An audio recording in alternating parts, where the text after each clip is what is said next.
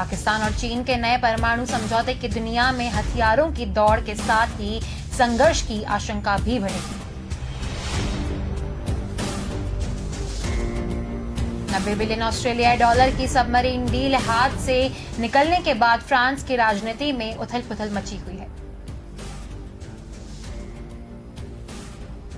केंद्र सरकार प्रधानमंत्री विकास किसान सम्मान निधि योजना के तहत मिलने वाली आर्थिक मदद को दोगुना करने पर विचार कर रही है। अफगानिस्तान में तालिबान का कब्जा होने के बाद यहां के नागरिकों की जिंदगी दुश्वार हो गई है। तो चलिए गौर करते हैं मुख्य समाचारों पर। पंजाब के मुख्यमंत्री कैप्टन अमरिंदर सिंह ने इस्तीफा दे दिया है। उन्होंने राज्यपाल बीएल पुरोहित को पूरे मंत्रिमंडल का भी इस्तीफा सौंपा है। कैप्टन कुछ ही देर में राजभवन में प्रेस कॉन्फ्रेंस करने वाले हैं। कैप्टन सांसद पत्नी परनीत कौर व बेटे रणधीर सिंह के साथ राजभवन पहुंचे और अपना इस्तीफा राज्यपाल को सौंपा। कैप्टन के भाजपा में जाने की अटकलें हैं। कांग्रेस हाईकमान का रुख देख अब कैप्टन के कार्यवाहियों ने भी उनसे दूरी बना ली है। राजभवन से निकलकर मीडिया से बात करते हुए अमरिंदर ने कहा, मेरा फैसला आज सुबह हो गया था। मैंने कांग्रेस प्रेसिडेंट से बात की थी सुबह और कह दिया था कि मैं इस्तीफा दे रहा हूं आज। बात यह है कि तीसरी बार हो रहा है पिछले कुछ महीनों में। तीसरी बार दिल्ली बुलाया। मेरे ऊपर कोई शक है कि सरकार चला नहीं सका। मैं शर्मिंदा महसूस कर रहा हूं। 2 महीने में 3 बार अपने असेंबली मेंबर्स को बुला लिया दिल्ली। इसके बाद मैंने फैसला किया कि मुख्यमंत्री पद छोड़ दूंगा और जिन पर उन्हें भरोसा होगा उन्हें बना दी। कांग्रेस अध्यक्ष ने यह फैसला किया वो ठीक है। मैं कहना चाहता हूं कि मुख्यमंत्री से इस्तीफा दे दिया है। फ्यूचर पॉलिटिक्स क्या है उसका हमेशा विकल्प रहता है, तो उसका मैं उस विकल्प का इस्तेमाल करूंगा। जो मेरे साथी हैं, सपोर्टर हैं, 9.5 साल में मुख्यमंत्री रहा, उस दौरान जो मेरे साथ थे उनसे बातचीत करके मैं आगे का फैसला करूंगा। मैं कांग्रेस पार्टी में हूं। साथियों के साथ बात करके आगे की पॉलिटिक्स का फैसला करेंगे। इससे पहले कैप्टन ने कांग्रेस से वरिष्ठ नेता कमलनाथ और मनीष तिवारी से बात कर अपने इरादे जाहिर कर दिए थे। सूत्रों के मुताबिक कैप्टन ने आज ही पूरी कलह खत्म करने को कहा है। साथ ही धमकी दी है कि उन्हें इस तरह सीएम पद से हटाया गया तो वे पार्टी भी छोड़ देंगे। उन्होंने ये संदेश पार्टी हाईकमान तक पहुंचाने के लिए भी कहा दिया था।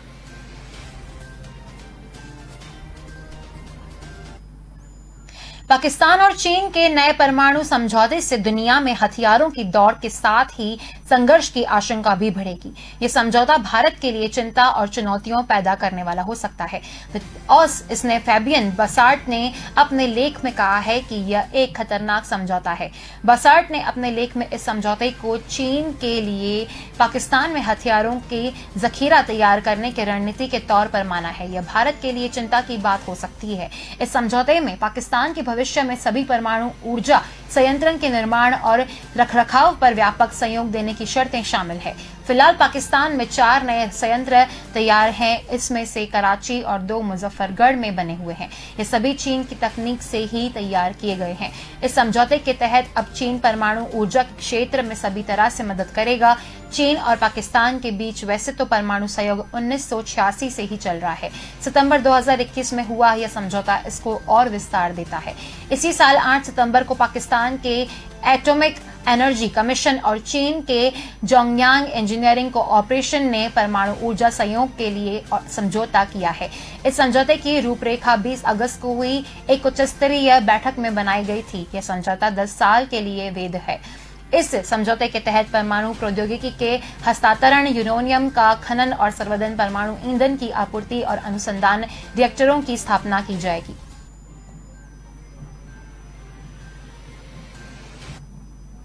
$90 बिलियन ऑस्ट्रेलियाई डॉलर और की सबमरीन डील हाथ से निकलने के बाद फ्रांस की राजनीति में उथल-पुथल मची हुई है। राष्ट्रपति इमैनुअल मैक्रों अपनी छवि बचाने के लिए किसी तरह डैमेज कंट्रोल करने में लगे हुए हैं। इसी कड़ी को आगे बढ़ाते हुए फ्रांस ने अमेरिका और ऑस्ट्रेलिया से अपने राजदूतों को वापस बुला लिया है। इस फैसले के बाद फ्रांस के विदेश मंत्री जीन यवेरस ले लियन ने कहा है कि निर्णय राष्ट्रपति इमैनुअल लिया है।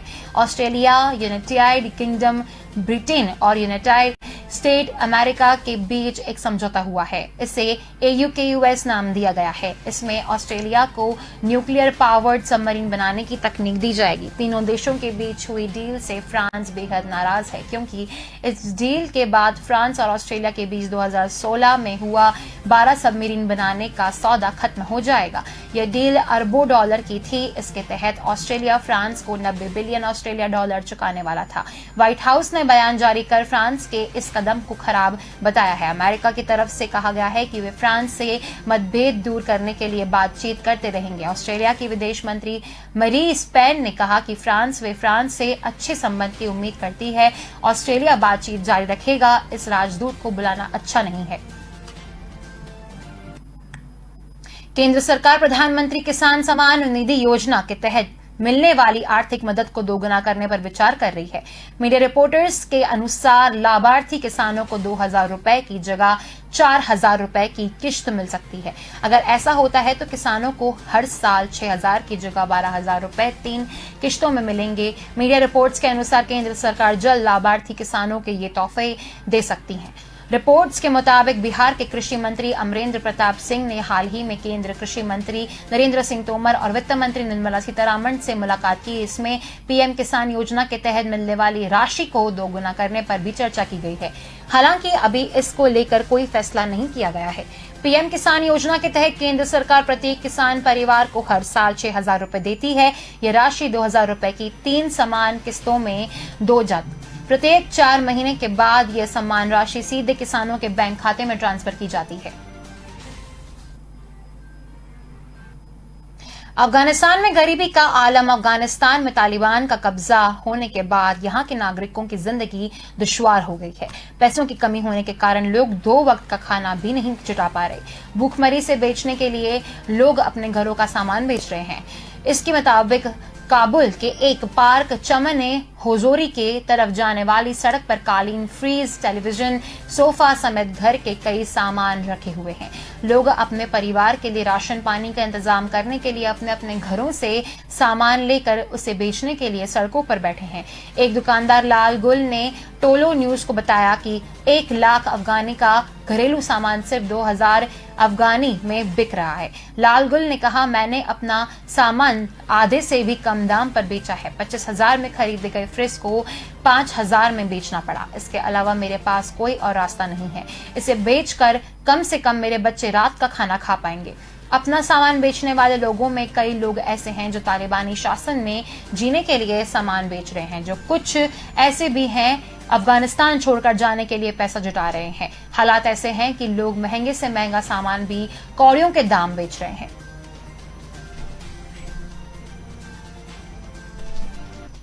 तो चलिए वक्त हो चला एक छोटे से ब्रेक का। जल्द मिलेंगे इस ब्रेक के बाद।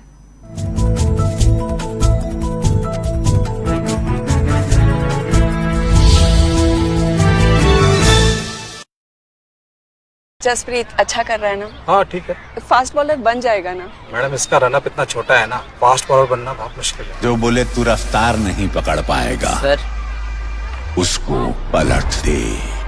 तेरा नन्हा सा रनअप बीच में आएगा। जिसने भी कहा है तूने गलत रास्ता चुना है, तेरा हंसता हुआ चेहरा मुन्ना तेरी खुद की किल्ली उड़ाएगा। तू किसे डराएगा? जा एक यॉर्कर में सबकी पकड़ पलट दे।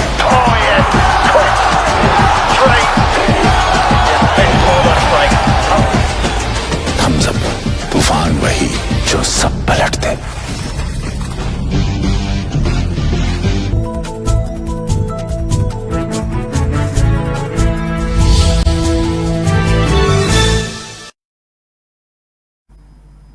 Welcome back. चलिए गौर करते हैं आगे के समाचारों पर। मध्य प्रदेश में 15 जनवरी 2022 के बाद शराबबंदी कानून लागू करने को लेकर उमा भारती ने ताजा बयान दिया है। उन्होंने कहा, मैं 15 जनवरी 2022 के बाद यहां शराबबंदी कानून लागू करवा कर ही रहूंगी। उन्होंने कहा कि मैं अभी गंगा जी को गंगा सागर छोड़कर आऊंगी, तब तक मध्य प्रदेश में जागरूकता अभियान चलेगा। मध्य प्रदेश में 15 जनवरी के बाद शराबबंदी लागू होकर रहेगी, यही गंगा सागर से तय करके आऊंगी।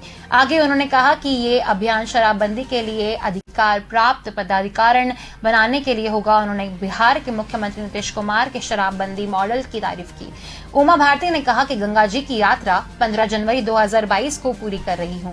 गंगा जी को गंगा सागर छोड़कर आऊंगी और वहां से यही तय करके लौटूंगी कि मध्य प्रदेश में शराबबंदी होकर रहेगी। उन्होंने कहा कि जब मैं प्रदेश की मुख्यमंत्री बनी तब घोषणा पत्र में नहीं डाला था कि शराबबंदी करेंगे, पर मेरे आत्मा में था। मैंने अधिकारियों से कहा था राजस्व के लिए अलग से रास्ता निकाले। उन्होंने कहा कि कोरोना काल में यह देखा कि एक भी व्यक्ति शराब से नहीं मरा क्योंकि दुकानें बंद थी। शराब की दुकानें खुलने के बाद कई लोगों की मौत हुई है। वे शराबबंदी अभियान चला रहे हैं, महिलाओं से चर्चा भी करेंगी। उन्होंने कहा कि मैंने मुख्यमंत्री शिवराज सिंह चौहान से कहा था कि अब की बार ऐसी सरकार हो जो गांधी जी के आदेशों पर चले।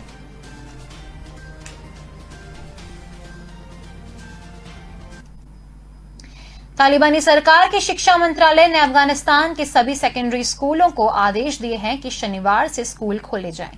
हालांकि अभी स्कूल सिर्फ लड़कों के लिए ही खोले गए हैं।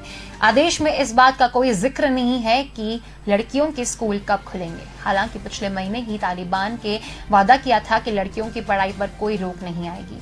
तालिबान ने पिछले हफ्ते अंतरिम सरकार बनाते हुए ऐलान किया था कि 1996 से 2001 के बीच तालिबान की जो नीतियां भी उन्हें नहीं दोहराया जाएगा। हालांकि हकीकत कुछ और ही है। अफगानिस्तान में जमीनी हालात बिल्कुल पहले जैसे हो गए हैं। महिलाओं को काम करने की आजादी नहीं है, उन्हें सरकार में जगह नहीं दी गई है। कॉलेज में लड़कों और लड़कियों को अलग अलग रखा गया है। अंतर्राष्ट्रीय समुदाय और विशेषज्ञों ने इस बारे में चिंता जाहिर की है कि अफगानिस्तान में महिलाएं, शिक्षकों और छात्राओं का क्या भविष्य होने वाला है। नए कानून मंत्री शेख अब्दुल बाकी हक्कानी ने कहा है कि पढ़ाई लिखाई की सभी गतिविधियां शरिया कानून के तहत होंगी। उन्होंने यह भी कहा कि लड़के और लड़कियों की मिलीजुली क्लास कबूल नहीं की जाएगी। तालिबानी राज में हाल ही में अफगानिस्तान में निजी यूनिवर्सिटी और दूसरे हायर एजुकेशन इंस्टीट्यूट खोले गए। खुलने के साथ ही दुनिया भर में इसकी आलोचना होने लगी क्योंकि इसमें लड़के और लड़कियों को अलग अलग बिठाया गया था और उनके बीच पर्दे से आड़ की गई थी।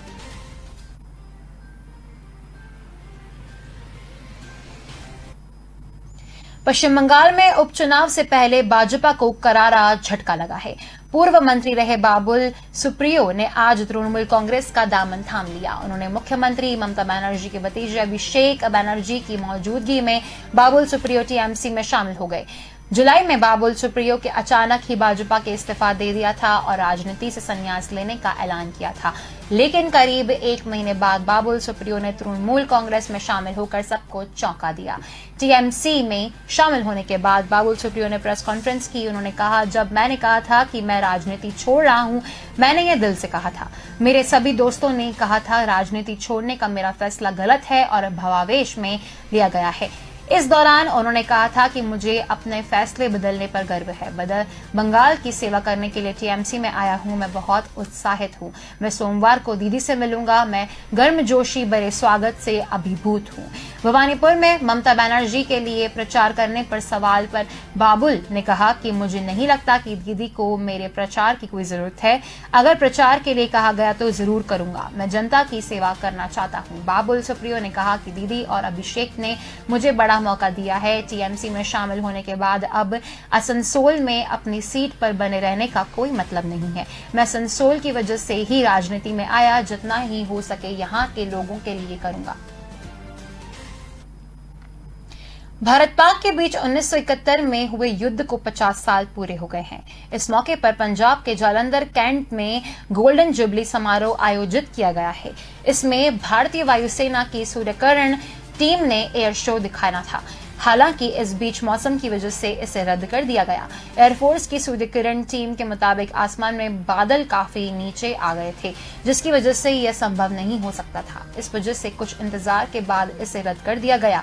इससे पहले सूर्यकिरण टीम के पायलट दीपिंकर गंग ने कुछ तस्वीरें रिलीज कर दी थी, जिसमें उन्होंने बताया था कि जब वो आसमान पर करतब दिखाते हैं तो वहां से नजारा कैसा दिखाई देता है, जिन्हें सोशल मीडिया पर खूब शेयर किया गया। हालांकि रिहर्सल के दौरान ही लोग आसमान में एयरफोर्स का शौर्य देख चुके थे। सूर्यकिरण की टीम ने आदमपुर एयरबेस से उड़ान भरी थी और उसके बाद जालंधर कैंट स्थित सेना के वज्रकार हेडक्वार्टर के कटोच स्टेडियम के ऊपर एयर शो करना था।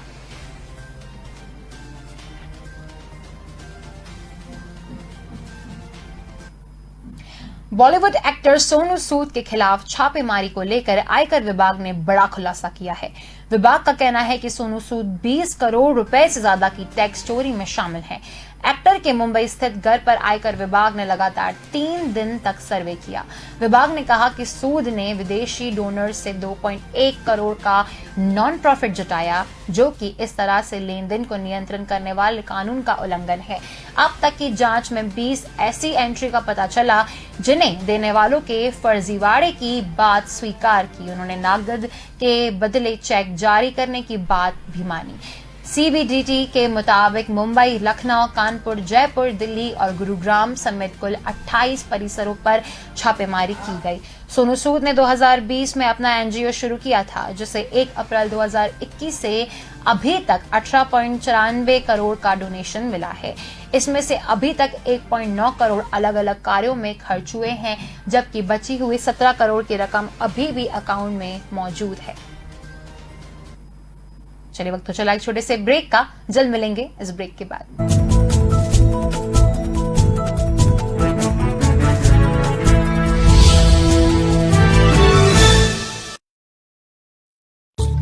चाय तैयार है। मैं चेंज करके आती हूँ। मैं चेंज करके आती हूँ। मैं चेंज करके आती हूँ। लायरा का नया कलेक्शन, बहाने कम पड़ जाएंगे, स्टाइल्स नहीं। Lyra, time to style.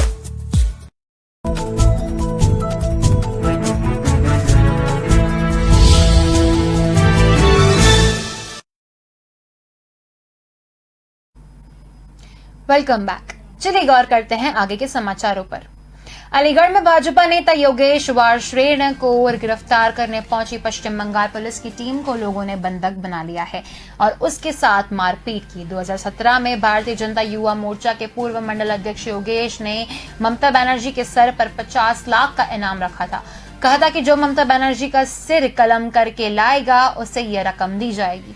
Yogesh के विवादित बयान पर बंगाल में केस दर्ज हुआ था। इसी मामले में बंगाल पुलिस योगेश को गिरफ्तार करने शुक्रवार रात उनके अलीगढ़ स्थित घर पहुंची थी। इस दौरान योगेश के समर्थकों ने पुलिस टीम को बंधक बना लिया और उसके साथ मारपीट की। मौके पर जमकर हंगामा हुआ। खबर लगते हैं सांसद सतीश गौतम, विधायक संजीव राजा, विधायक अनिल पराशर और स्थानीय गांधी पार्क पुलिस भी मौके पर पहुंच गई। सभी को थाने लगाया गया। इसके बाद भाजपाइयों ने थाने में भी हंगामा किया। तनाव को देखते हुए मौके पर फोर्स लगा दी गई। भाजपा नेता को पकड़ने के लिए बंगाल पुलिस के 2 कर्मचारी सुआसीब दत्त और अलमगीर इस्माइल सिविल ड्रेस में उसके घर पहुंचे थे। उनके साथ गांधी पार्क थाने के 2 सिपाही भी मौजूद थे। भाजपा नेता को पकड़ने के लिए लगभग 6 महीने पहले भी बंगाल पुलिस टीम शहर आई थी। तब भाजपा नेता को इसकी भनक लग गई थी और वह घर पर ही फरार हो गए। दिल्ली में द्वारका के बड़तला गांव में हज हाउस के लिए अलॉट की गई जमीन के विरोध में 360 गांव की खाप पंचायत उतर आई है। खाप पंचायत ने साफ दिया है कि हिंदू आबादी के बीच हज हाउस स्वीकार नहीं होगा। खाप पंचायत की मांग को जायज ठहराते हुए दिल्ली भाजपा भी इनके समर्थन में आ गई है। दिल्ली भाजपा अध्यक्ष आदेश गुप्ता ने खाप पंचायत की तरफ से इस पूरे मामले को लेकर आवाज एवं शहरी मामलों के केंद्रीय मंत्री हरदीप सिंह पुरी को ज्ञापन सौंपा है। उधर वक्फ बोर्ड ने इसे सियासी एजेंडा करार दिया है। इतना ही नहीं, दिल्ली वक्फ बोर्ड के सदस्य हिमाल अख्तर का कहना है कि भले ही खाप पंचायत को हज हाउस स्वीकार न हो, लेकिन हमारे लिए हज में जाने वाले हाजी और कावंड उठाने वाले बम बोले एक समान है। हम तो कहते हैं कि जगह जगह कावंड हाउस भी बनने चाहिए। खाप पंचायत में शामिल और 28 गांव की खाप पंचायत के मुखिया राकेश नबरदार ने बताया, हमने अगस्त में आसपास के सभी गांवों की एक पंचायत की थी। इसमें 10,000 लोग इकट्ठा हुए थे। हमने उस वक्त भी यह मांग रखी थी कि हज हाउस के लिए अलॉट की गई जमीन को रद्द किया जाए, वरना बड़े स्तर पर विरोध के लिए सरकार तैयार रहे। लेकिन दिल्ली सरकार की तरफ से कोई एक्शन नहीं लिया गया। प्रदेश भाजपा अध्यक्ष आदेश गुप्ता हमारी मदद के लिए सामने आए। हमने इनके माध्यम से केंद्र तक अपनी गुहार लगाई है। मुंबई के 86.64% लोगों ने कोरोना संक्रमण के खिलाफ लड़ाई लड़ने वाली एंटीबॉडी मिली है। इस आबादी में 85.7% पुरुष और 88.29% महिलाएं शामिल है। यह जानकारी सायन अस्पताल, ATI चंद्रा फाउंडेशन और IDFC इंस्टीट्यूट के सीरो सर्वे में सामने आई है। मुंबई में हुआ यह 5वां सीरो सर्वे है। इसमें पिछले 4 सीरो सर्वे के रिकॉर्ड टूट गए हैं। मुंबई महानगर पालिका के आयुक्त इकबाल सिंह चहल पे एंटीबॉडी वाली आबादी बढ़ने पर खुशी जाहिर की है, लेकिन उन्होंने नियमों की सख्ती से पालन करने की हिदायत भी दी है। चहल ने बताया कि 5वें सीरो सर्वे में शामिल 65% नागरिकों ने कोरोना वैक्सीन ली हुई थी। 85 लोगों ने एक भी डोज नहीं लिया था। इनमें से वैक्सीन ले चुके 90.26% लोगों में एंटीबॉडी मिली है। टीका न लगवाने वाले 97.86% लोगों में भी एंटीबॉडीज मिली है। इसके अलावा 87.14% हेल्थ वर्कर्स में एंटीबॉडी मिली है। सर्वे 8,674 लोगों पर 12 अगस्त से 8 सितंबर 2021 के बीच किया गया था। 5वें सीरो सर्वे की रिपोर्ट जारी करने के लिए साथ ही प्रशासन ने अलर्ट भी जारी किया है। BMC ने कहा कि एंटीबॉडीज कितने फीसदी सुरक्षा प्रदान करती है, इसकी गारंटी नहीं दी जा सकती। सर्वे में सामने आया है कि स्लम में रहने वाले 87.2% और नॉन स्लम में रहने वाले 86.22% लोगों में एंटीबॉडीज मिली है।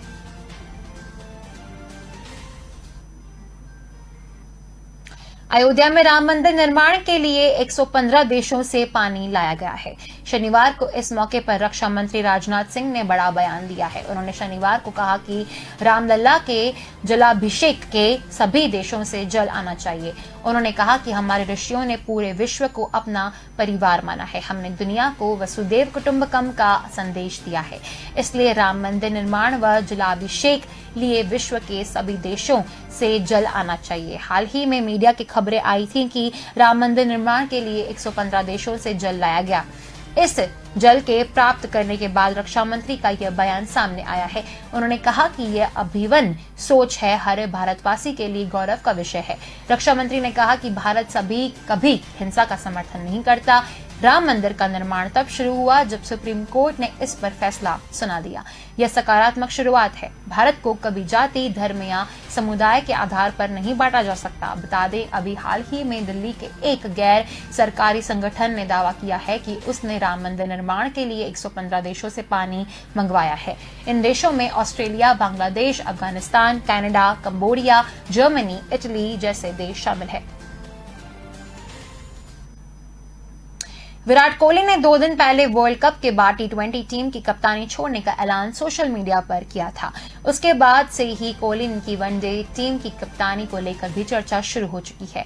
पूर्व क्रिकेटर आकाश चोपड़ा का दावा है कि विराट का वनडे टीम का कप्तान बने रहना आसान नहीं रहेगा, क्योंकि वनडे और टेस्ट का कप्तान और T20 के लिए अलग कप्तान का फॉर्मूला काम नहीं करेगा। T20 और वनडे एक जैसा है। ऐसे में इन दोनों का कप्तान एक ही होना चाहिए और टेस्ट का अलग कप्तान होना चाहिए। अधिकांश देश इसी फॉर्मूले को अप्लाई करते हैं। चोपड़ा ने अपने YouTube चैनल पर कहा है कि विराट कोहली के ODI और टेस्ट का कप्तान बनाना और रोहित शर्मा को T20I का कप्तान बनाने का विचार काम नहीं करेगा। भारतीय क्रिकेट कंट्रोल बोर्ड की ओर से अभी कोई आधिकारिक घोषणा नहीं कर गई है। विराट की T20 कप्तानी छोड़ने के बाद टीम के उप कप्तान रोहित शर्मा को ही कप्तान बनाया जाएगा।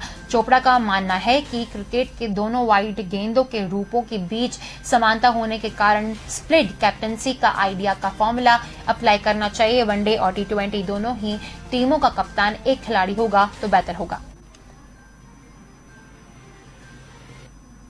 तो अभी के समाचारों में बस इतना ही। अधिक जानकारी के लिए देखते रहिए के न्यूज। नमस्कार।